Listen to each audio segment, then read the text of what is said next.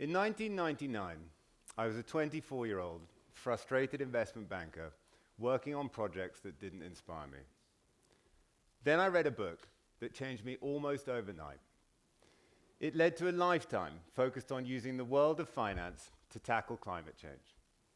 It also led to the realization that each and every one of us can experience an alchemy of purpose and positivity from being in service to nature.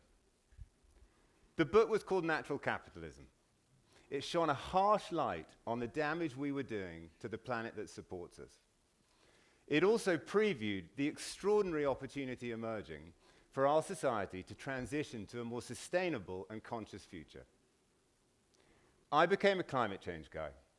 I was astonished by the scale and urgency of the issue, and that we seemed to be acting like the three wise environmental monkeys: see no climate change, hear no climate change, and speak no climate change. I started to dive deeper. For me, what quickly became loud and clear was tackling climate change would engage us all. Every person from every walk of life would become involved in this transition to heal our planet, a beautiful megatrend for the 21st century. I found this incredibly exciting. I wanted to get involved, but I didn't really know anyone or anything. Fortunately, just a few weeks later, the universe kindly introduced me to three of the most committed, creative, and environmentally driven individuals you could ever meet. Tessa Tennant, Paul Dickinson, and Paul Simpson would become lifelong colleagues and friends. And that's not them, in case you're wondering. We first met on an April afternoon in a damp basement in central London. Checking each other out, it felt like a slightly awkward environmental blind date, having swiped right for climate enthusiasts.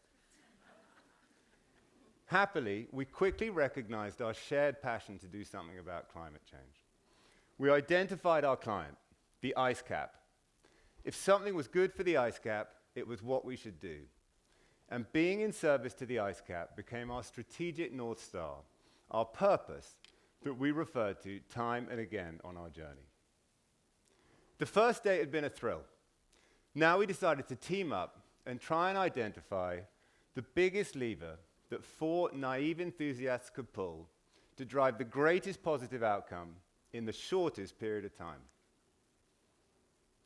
A few months later, we launched the Carbon Disclosure Project, or CDP for short. CDP's idea was simple. We would get the world's biggest investors to ask the world's biggest companies to measure and report their greenhouse gas emissions, share any plans they had to reduce them. CDP would publish the results, and then ask again the following year to monitor progress. Through this process, we hope to catalyze the action required to drive significant emission reduction at scale. We believed what gets measured gets managed. To put this into context, it's a bit like your mother asking to see your school report. When she asks you, you feel obliged to share it and make a plan to do better because it's your mother. In the case of CDP, we were betting the companies would feel obliged to respond and improve because the questions were coming from their investors.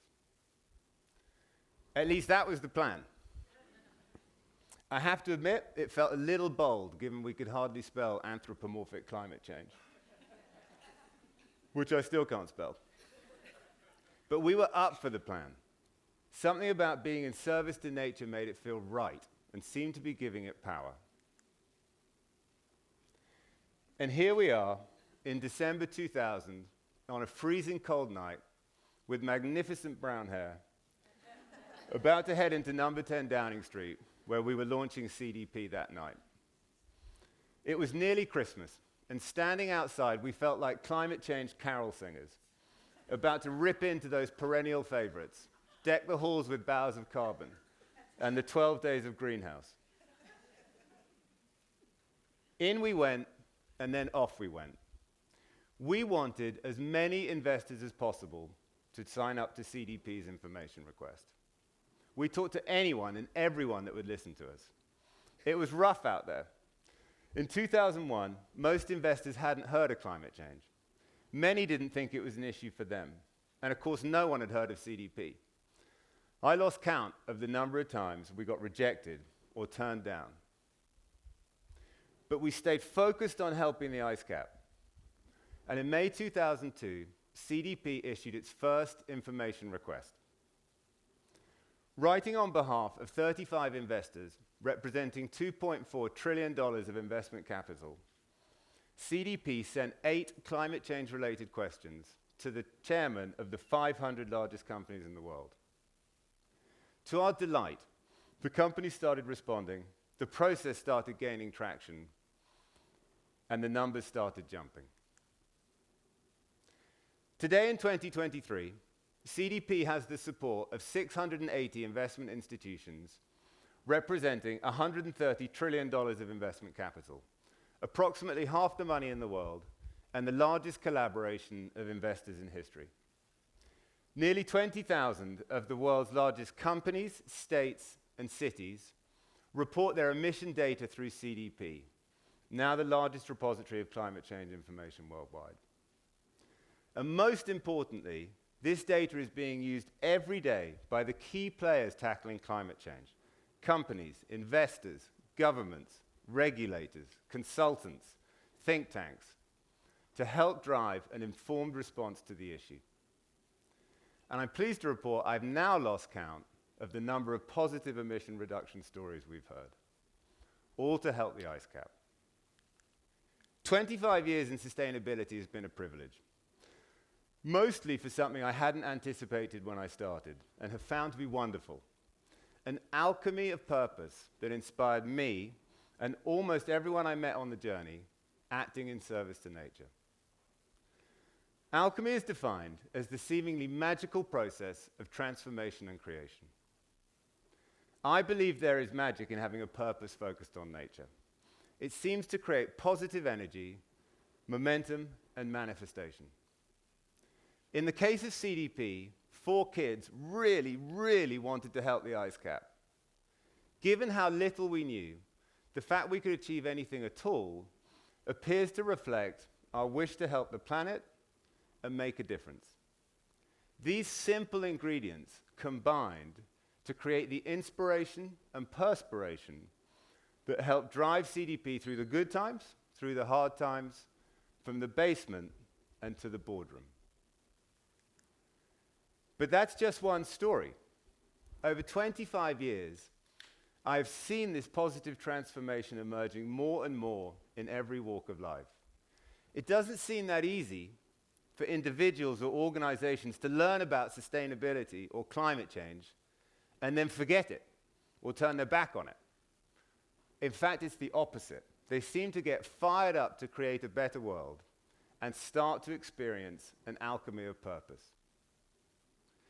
Take, for example, children planting a tree at school, an artist raising awareness of biodiversity, a coder developing an app to monitor your carbon footprint, your neighbor setting up a program to clean up plastic in the neighborhood, an architect designing a smart city, parents speaking to their children about regeneration, a teenager eating healthy, not fast food, your partner finally taking the rubbish out and sorting the waste streams. The possibilities to experience this sort of purpose and positivity are only limited by our imagination. The smallest idea or biggest dream can do it. And of course we can always do more, but doing something is infinitely better than doing nothing. And this is what is so exciting. Climate change is the first issue humanity has faced that we can only solve together. It's an enormous challenge. But the opportunity of our lifetime is here, and it's now. We can choose to help our planet, our communities, and ourselves embrace a more sustainable and conscious future. And I am convinced this transition to being in service to nature will have extraordinarily positive implications for the evolution of our species and of ourselves as individuals. So get excited, get creative, and enjoy, bringing more service to nature, purpose, and positivity into your life. As Mahatma Gandhi said, be the change you want to see in the world. As Ninawa Pai Mata said, Ishka Watakaiwe, Haush Haush.